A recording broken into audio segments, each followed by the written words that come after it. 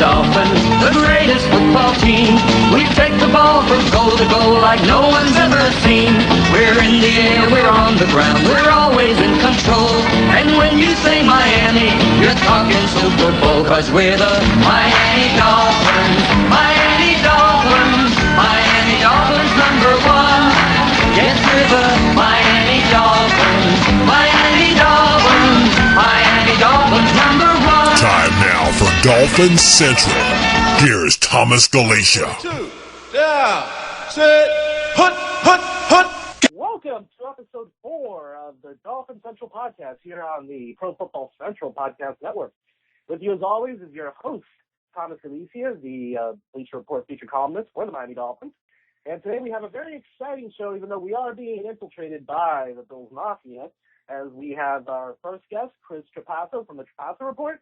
And after him, we will be bringing on Reid, host of Dolphins Central Radio on the Football Central Podcast Network, as well as the founder of the Bills Mafia, pretty much. Ladies and gentlemen, I'm proud to introduce our first guest from the now nationally renowned Trapasso Report, Chris Trapasso. Thanks for joining us, Chris. Thanks for having me on, Tom. How are you doing today? Pretty good. I'm still feeling a little bit sick, plus I think my voice gave out last night thanks to Ray Allen. Yeah, definitely. So, now, Chris, what would you make out of the Dolphins offseason and their acquisitions? I think, like a lot of people have said, and it's pretty noticeable, that Jeff Ireland did make somewhat of a desperate, or took somewhat of a desperate approach to this offseason, because he is kind of, for more or less, fighting for his job this year. But, I mean, for a team that hasn't been to the playoffs in a few years, and with the attendance not being that great over the last few years either, I can't really blame him for, taking a really aggressive approach to this offseason. Ryan Tannehill looked pretty good last year.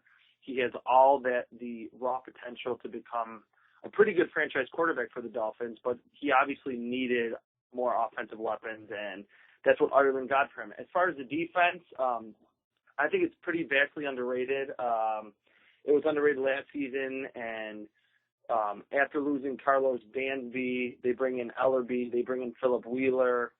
I think, those were two guys that may have been overpaid a little bit, but you need quality coverage linebackers in today's NFL, and Jeff Ireland was not going to be shy about acquiring those guys. In terms of the draft, a lot of people were high on Deion Jordan, when the first round started, but then when the Dolphins moved up so many spots to get him at 3, I think a few people, or a lot of, draft nicks, media people, bloggers, kind of thought that Ireland reached a little bit. But if used correctly, which I think, you use Jordan as a pass rusher, you drop him into coverage, you use him on zone blitzes, I think he can end up being a very good player and a guy that can really complement Cameron Wake well. So overall, I think it's kind of like all in for the Dolphins this year with some of those free agent acquisitions cap numbers being a lot higher in 2014 and 2015. But I can't ever fault a general manager for making a really concerted effort to improve his team. Yeah, I definitely, I love what Jeff Ireland did. I mean, there are still a few things that I'm kind of nitpicky about. I'm still trying to wrap my head around why he not only traded Devon Best, but didn't draft a replacement for him like Quentin Patton or Ryan Slope. If the Dolphins really were all in, wouldn't it have made more sense for them to have kept Devon Best? I think that he was one of the more underrated slot receivers in the game, and I think he's the type of guy that could have become a really reliable chain mover for Ryan Tannehill. So yeah, there were a lot of draft prospects this year, especially in those rounds 3 through 6 that the Dolphins could have targeted to kind of fill Best's role, but they didn't, which was a little confusing. I mean, a lot of the moves that Ireland made, though they were aggressive, though they showed he's really was trying to almost build through free agency more than the draft, there were a few decisions that were a little head scratching for sure. Yeah, I don't look at Deion Jordan as a reach, at least, because as you said, if used correctly, he will be an impact player. Actually, think he's going to be the defensive rookie of the year because I think Kevin Coyle, the Dolphins defensive coordinator, he's going to use him very well. Another question that the Dolphins do have, though, based off of last year, is for their great and stellar defense, their secondary was weak. Have you seen any improvements from the acquisitions that they made on the secondary, as well as even the players that they let go, like Sean Smith? Well, I think it all will really come down to the health of Brent Grimes. I mean, we saw before he ran into some injury problems with the Falcons, he was, arguably the most underrated cornerback in the league. He's smaller, but he really gets after it. He can play man. He was pretty comfortable in zone. He showed pretty good ball skills down there with the Falcons.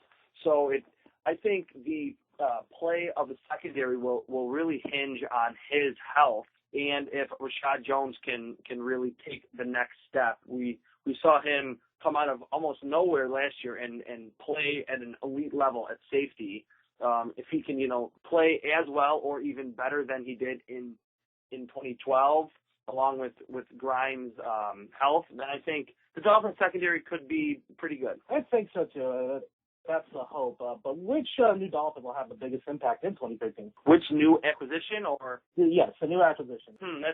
I think Philip Wheeler is a real underrated player. I mean, he was with the Raiders, who obviously haven't been good for a while, and they don't get a lot of publicity. He's really that prototypical 4-3 outside linebacker who can get after the passer a little bit. He's pretty good against the run, but kind of like I said earlier, he's good in coverage, and with so many spread offenses and 4 wide receiver, 5 wide receiver sets in today's NFL, you need that guy that can not only get sideline to sideline on outside runs, but can really drop into coverage and tip passes, get interceptions, cover tight ends, cover running backs. So I think Wheeler, although it wasn't the biggest signing of the offseason for the Dolphins, I think he's going to have the best overall season. Interesting. Actually, I haven't even heard Wheeler. Usually I've heard it's either Wallace or Ellerby. I haven't made the case for it being Grimes if he's able to stay healthy. But, yes, Wheeler will make a contribution, especially since the Dolphins have had issues covering the tight end for years. And Wheeler has the ability to do that in a way that neither Dansby nor Burnett did last year. Now, you talked a little bit about Rashad Jones earlier, but as great as he was last year, he's not even the best safety in the AFC East, which would be Jarius Byrd. Now, going to the Bills side of things, what's the status with Jarius Byrd and the Bills in terms of contract? Well, Byrd has been offered the franchise tag, but he's not signed it yet, and he has until July 15th to do so. Ultimately, I think he's going to sign that contract and, play out this season. I think the Bills are somewhat eager to sign him because, like you said, he's one of the more complete safeties in the game today. But they did draft 2 safeties this year. They have Denoris Searcy, who's going into his 3rd year out of North Carolina. So I do think that, and they just moved Aaron Williams to safety. So I think there is a thought in Buffalo that, if Byrd doesn't want to stay in Buffalo or his contract demands are too high, then they have reinforcements behind him. I think he plays under the franchise tag this season, and the Bills front office really tries to sign him before he hits the free agent market next year. Very good. Now, I have the Bills as my AFC sleeper team this season. Am I totally crazy for thinking that the Bills should be my sleeper team? No, I don't think so. I mean, I think we've seen a lot of young quarterbacks thrive early in their careers, especially over the last, 3 to 5 seasons in the NFL.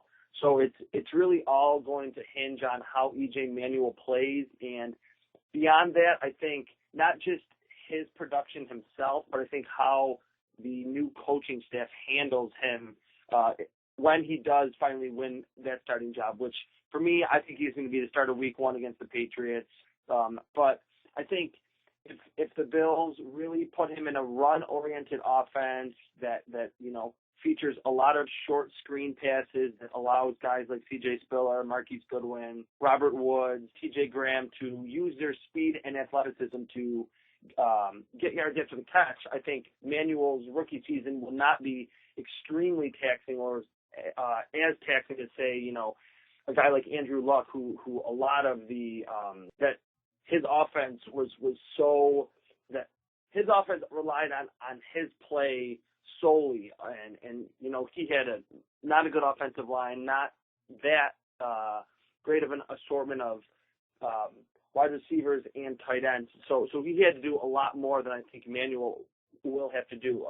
On the defensive side, I think the best acquisition the whole offseason for the Bills was the hiring of former Jets defensive coordinator Mike Pettin. If you watched any Bills games last year, which I'm sure, Tom, you watched a few, Dave Wanstead's system was really vanilla, was not creative whatsoever, and Pettin's system couldn't be any further from that. So I think we'll see a lot improved and a lot more aggressive and blitz-happy and confusing Bills defense. I'm not sure they're going to make a huge leap, into the top 10 in the NFL and a bunch of statistical categories, but I think with the personnel up front and some new pieces in the linebacking core, along with Stephon Gilmore, who I think, is on pace to be one of those elite man-to-man lockdown corners in the league, I think the Bills' defense will be much better. So you're not crazy to call the Bills sleepers. I think there's a lot of ifs, but it's not totally out of the question that they're much improved in 2013. Well, the biggest if is the fact that if Doug Marrone is a better head coach than Chan Gailey, which I feel he will be in the NFL, and also, you mentioned Wanstead. We have our own nightmares with Wanstead, my friend, and his vanilla defenses and how they seem to work the first 2 months of the season. Well, the last 2 months of the season, once other teams play them, we figured them out. But from what I look at, what makes the Bills a sleeper team to me is the fact that there is talent there. And whether you go with Manuel or Cobb, they're going to have a fairly decent quarterback, and there's talent blocking for him, and there's talent for him to get the ball to. That's really what I see with this team. Yeah, I think this is the most skill position talent, that the Bills have had in quite some time. I mean, when you look at the roster over the last 2 or 3 seasons, there's guys like David Nelson, who was an undrafted free agent. I mean, he was a good player, but there were obvious flaws in his overall skill set that obviously made him not be picked in the 2010 draft. Donald Jones was another undrafted guy. I think there's a lot of elite level talented prospects in guys like Robert Woods, who's pretty NFL ready. Marquise Goodwin ran the fastest 40 in the combine. We know what Spiller can do. If Fred Jackson's healthy, although he's getting up there in age, he hasn't carried the ball that much relative to how old he is compared to some other running backs in the league. So, yeah, I mean, I think in terms of just pure talent, a lot of it is, not established yet and has a lot to prove. But kind of like you said, if you want to pick a sleeper team, pick a team that has a lot of raw talent on offense and defense, and I think the Bills do, especially on offense. Now, going around the division, is this the year for the Patriots to be knocked off the top of the AFC? Every year, or it seems like every other year, the Patriots get off to kind of a shaky start, and everyone likes to say Tom Brady's near his end, and he's in his 30s now, and then, by November and December, the Patriots are clicking on are firing on all cylinders and end the season with 11, 12, 13 wins. That's what seems like happens every year. I think the Patriots defense is going to be a lot better and probably the best defense that it's been, or that they've had in the last, 5 or 6 years. But it's interesting because if you look at the Patriots receiving core, this is the most inexperienced, unproven receiving core that Tom Brady has probably ever had in his career with the Patriots. I know they drafted Josh Boyce and Dobson out of Marshall in the draft, but there's guys like Donald Jones, who I mentioned before, Kamar Aiken, who was a Bills practice squad player for a few years, Michael Jenkins, who's kind of, in the twilight of his career. And then you have, this Rob Gronkowski back injury stuff, and now this Aaron Hernandez news popping up. So although Brady is one of those transcendent quarterbacks that can make guys like Donald Jones or like Kamar Aiken look like very good receivers, I think that's a possibility. It'll just be interesting to see how he gels with these really inexperienced pass catchers to start. And, a few games here and there where the Patriots are not clicking offensively could be the difference in them going 10-6 and 12-4, which ultimately could be the final difference in them winning the division or for the first time in many years not winning the AFC East. About even 10-6, I think they would still find a way to win the AFC East because for some reason they're the Patriots. And I'm even looking at this Aaron Hernandez story, and it's actually just gotten weirder as it's gone by. With this story coming out of the guy suing him for supposedly shooting him in the face. I really don't know. Yeah. I really don't know what to think of this story. And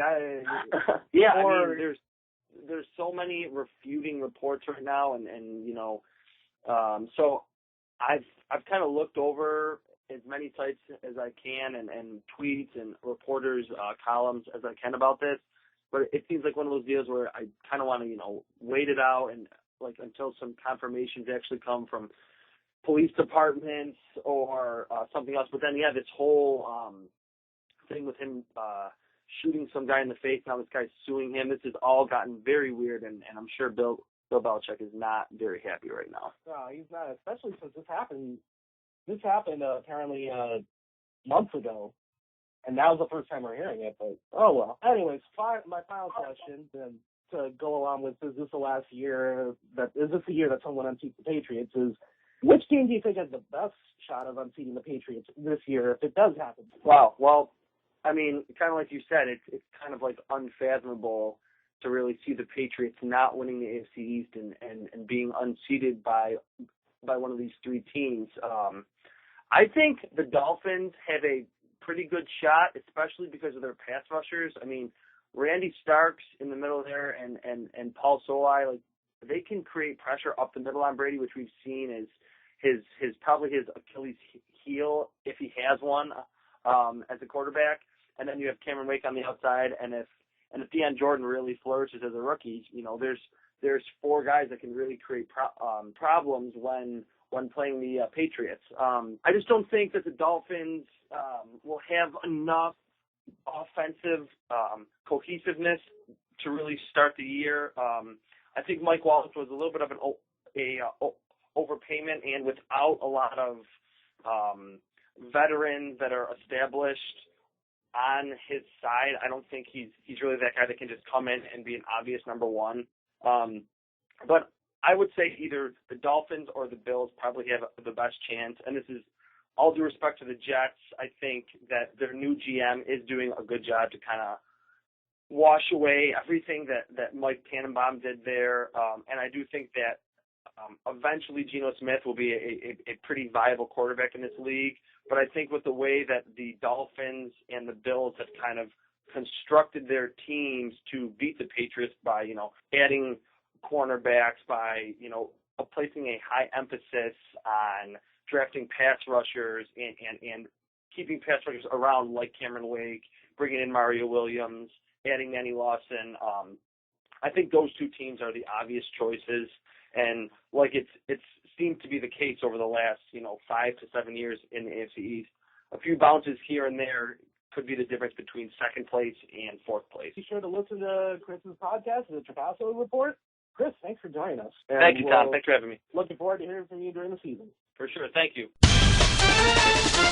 Are you looking for an NFL website that doesn't throw rumors against the wall and hope they stick?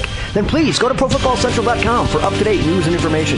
ProFootballCentral.com is back and better than ever. We're dedicated to being your number one NFL fan site, so come check us out at ProFootballCentral.com and experience the difference.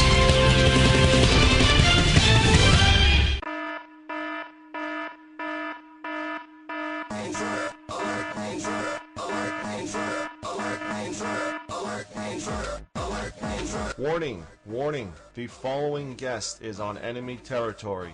Warning, the following guest is on enemy territory. Beware. So, welcome to the program. Hey, how are you, man? I love that intro. Enemy territory. Very nice. Yes. So, Del, from the Bills' point of view, what would you make of the Dolphins offseason? From the Bills' point of view, you said, or the Dolphins offseason? Yes. I would say it reminds me a lot of the Philadelphia Eagles of 2011, where they were able to acquire a lot of the big names, a lot of the real sexy, attractive options, and basically became the destination for the marquee free agents to go to. So, from a Bills fan perspective, if the team is able to gel, unlike the Eagles were, it's a pretty formidable little squad they put together down there in Miami. It's a nice way of looking at it. Now, the Dolphins have revamped their secondary, and what I'd like to know is how do you see that secondary doing against your boy Stevie? Well, Stevie Johnson is one of the better route runners in the NFL. Not necessarily the conventional route running, but he's done a really good job in terms of matching up with the likes of Darrelle Revis and Richard Sherman when we played them up in Toronto when we played the Seahawks last year. So it's going to be interesting to see. Stevie he'll have his hands full as he does every year, but it's fun to match up, see how that matchup's going to go. But I'm not really too concerned as of yet in terms of how Stevie's going to be able to handle himself. Well, it's important as far as Stevie handling himself, because we do know he does have a history of not exactly handling himself all too well. But one person who does, and one person who Chan Gailey seemed to forget he had at times was Bills running back C.J. Spiller, who happened to do very well in the Thursday night game against the Dolphins last season. And the Dolphins usually do a good job of stopping the run, but they seem to have problems with running backs like Spiller. How would you assess C.J. Spiller going up against the Dolphins' run defense, especially with some of the new additions to the Dolphins' defense? Well, at this point, no offense to the Dolphins front seven at all. With C.J. in my backfield, as long as the coaches are using him, I'm not afraid of him matching up against any defense. This guy is unlike anything we've seen in a long time up here in Buffalo, and I'm anxious to see him play against the best of the best. Whatever matchups the league is going to throw his way, I'm excited to see it. We have a home run threat, not unlike Chris Johnson of several years ago with the Titans.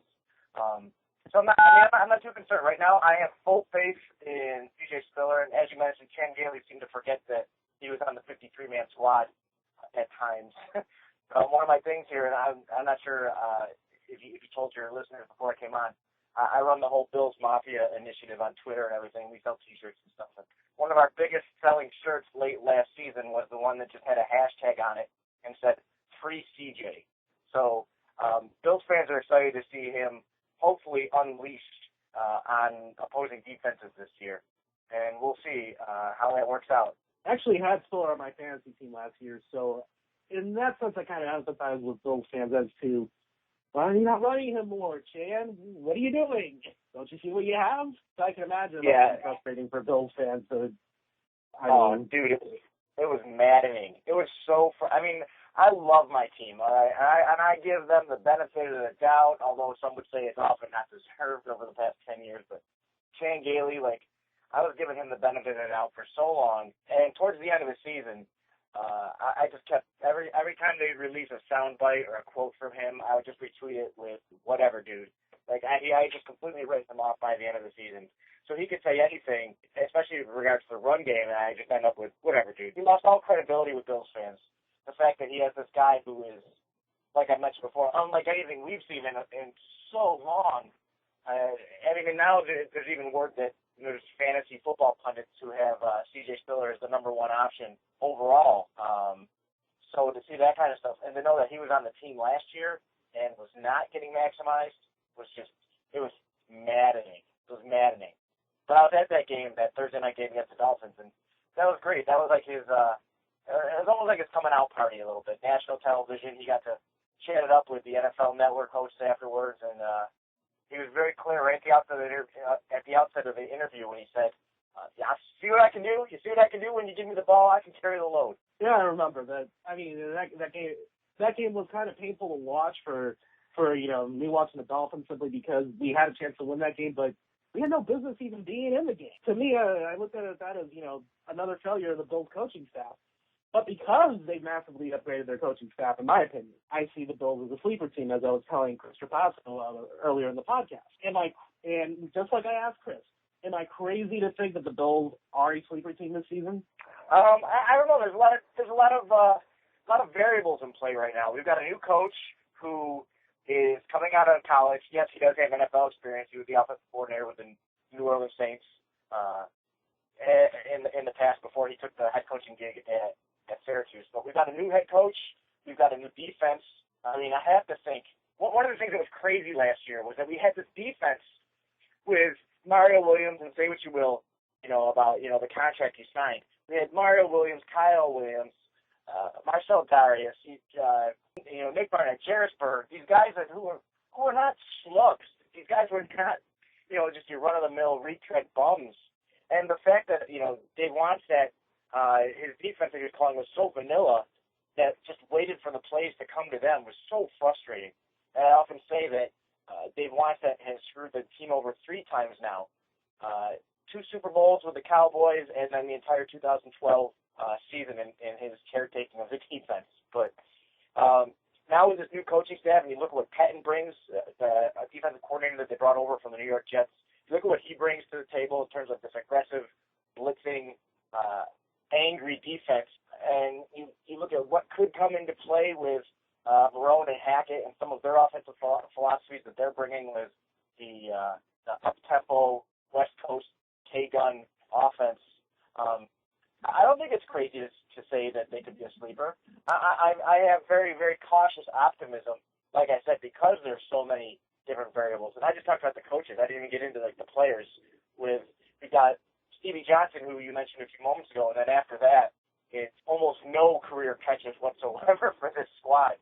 I mean, they're talented. They've got a lot of potential. These are guys who are drafted high for the most part, and looks like they could make some noise, but there's no guarantees there. And then with the quarterback, you look at, is E.J. Manuel going to start? Is Kevin Cobb going to start? If it's E.J., does his game translate from Florida State into the NFL better than what's projected by most pundits? And if it's Cobb, is he able to actually do what a lot of people thought he was going to do after McNabb was traded off to Washington in the 2010 offseason? Is he going to be that guy, or is he going to be the guy who is a shell of a man after having been sacked 17,312 times in 2011 and 12 alone in Arizona? Actually, the way I look at it with the Bills quarterbacks is they're both very competent at the very least. Cobb never really had an offensive line in Arizona. Buffalo does have an offensive line, so I think that works in his favor. And as for Emmanuel, I watched him a lot, and I think Bills fans are really going to like him. I think he is going to wind up being very good. But as of right now, what is the status in the quarterback range? The status, you said, right now, it's an open competition. That's how they've built it.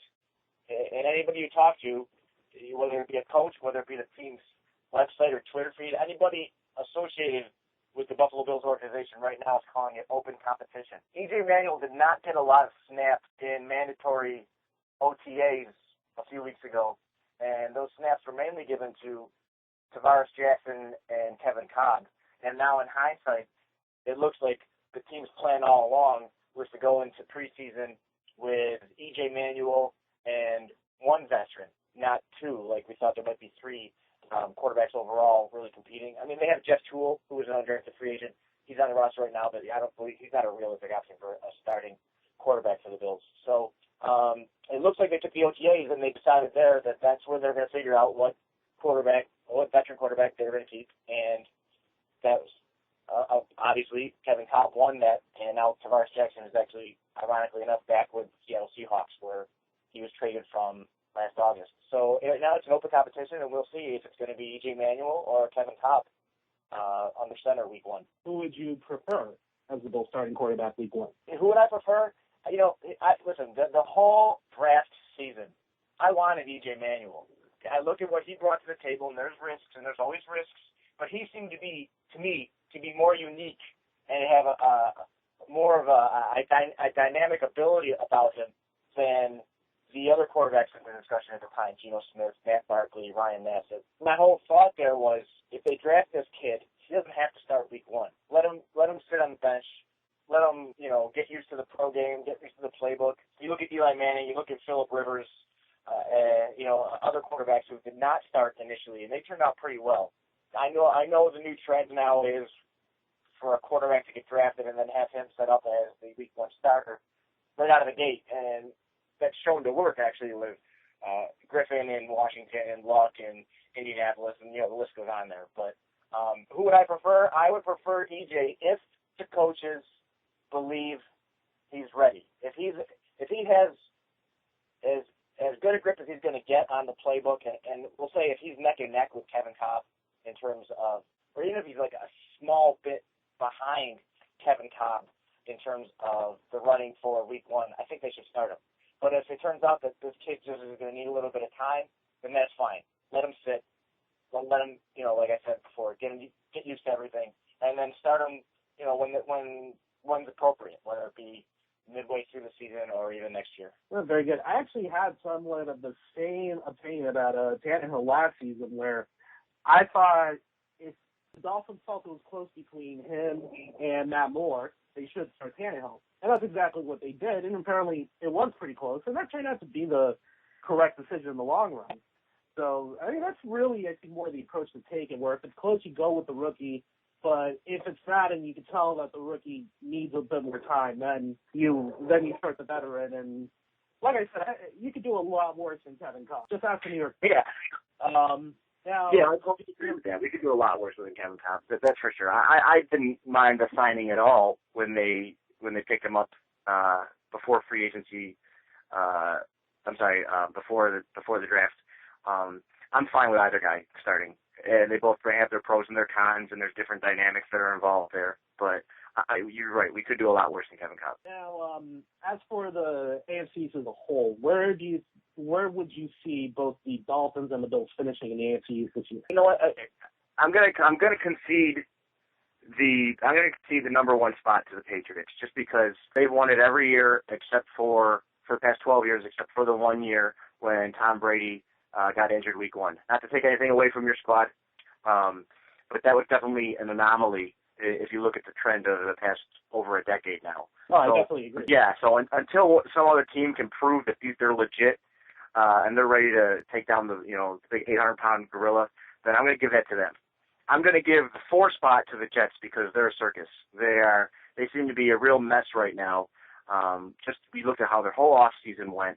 You look at all these different things that are going on, and with the quarterback situation, and you look at even the stuff that came out with Geno Smith. I am so glad the Bills did not take him based on everything. All that stuff that just flooded out of the gates immediately following the draft in terms of just some of these maturity issues that the kid seems to have. But so I'm going to give the 4 spot to the Jets. So 2 and 3 with the Bills and the Dolphins. That's a toss-up. I hate to be that guy that won't give you a definitive answer. If the free agency endeavors of the Dolphins gel and if they pay off, Dolphins have a very good shot at making a run for a wild card. And heck, maybe even number 1 when you look at how the Patriots offseason has gone as of late, especially with their tight end situation. It's going to be really interesting to see how that happens. But if that's able to gel and all that stuff, all those moving parts are able to come together and work as one, then the Dolphins are going to look really good. If the Bills are able to bring it and are able to have this coaching staff hit the ground running with what is a very young team, then they may have a shot at the 2 spot. It would surprise me a little bit. And like I said, it's so difficult to gauge them right now because I just don't know. I mean, this is not like the same coach that we've had for the past 3 years or whatever, like it was the case last year with Gailey. So many things I just don't know. But so I guess right now it would be a toss-up between the Bills and the Dolphins, but I'd lean probably more towards the Dolphins at 2. Are you saying there's a chance that December 22nd game between the Dolphins and the Bills, which will remind me of my childhood in the sense of both teams competing for a playoff spot, cold, snowy in Buffalo? Oh, wouldn't that be great? Wouldn't that be great? I would love that. It would remind me of my childhood and make me think, wow, the world's back in balance. That would be fantastic. That would be fantastic. Yeah, I grew up with that too. I don't know where you're at in terms of age. I'm 37. I was my high school and early college years were just Super Bowl after Super Bowl. It was great. I mean, they ended kind of lousy, but I wouldn't give up those 4 years for anything. But how many of those years involved, these bitter fights with the Dolphins and Brian Cox coming out of the tunnel with both fingers extended to the both middle fingers extended to the sky and just hating that guy. That was fun. The Dolphins-Bills rivalry. I was gonna say the Dolphins-Bills rivalry has really missed that real competitive fire that they used to have in the 90s, and I would love for that to come back. And, dude, if the Bills are playing a meaningful game on December 22nd, that would be fantastic. That's something that a lot of Bills fans who are younger than me haven't experienced in their adult lives, so that would be great. It definitely would. I love the atmosphere that I see in Buffalo around a big game, especially in December and January. Even though they never seem to go my way, but what can you do?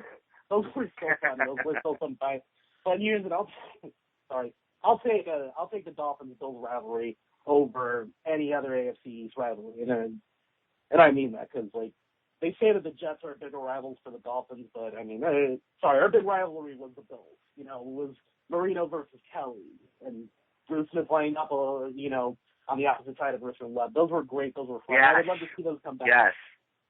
Yeah, I couldn't agree with you more. That was my childhood right there. That was my young adulthood, or however you want to put it. I would love that. I would love that. You said Bruce Smith and Richmond Webb. I just got just goosebumps just thinking about that stuff from when I was a kid. That stuff was great. Those were good times. Yeah, they were. Well, I was in elementary school at that time, and a lot of fun, even though the Bills always had the upper hand because Tom Alabadani could never figure out a way to stop Thurman Thomas. But I would love that. Yeah, no. And I'm not going to lie to you, man. To this day, when the schedule's released, every single Bills fan, even though the passion and the fire is not there as much as it used to be with the Dolphins, every single Bills fan puts their finger on the schedule and pulls it down towards December, and they look to see, are the Dolphins in Buffalo? To this day. I guarantee it. Did the Dolphins get the late game, or did we get the late game this year? No, we're kind of the same way, and we still kind of curse to ourselves when we see December 22nd at the. Dang it! Not dang it, obviously, but. Oh, that's funny. Yeah. Well, thanks for appearing on the program. Be sure to give a listen to Dolphins Central Radio, and also to check out his website.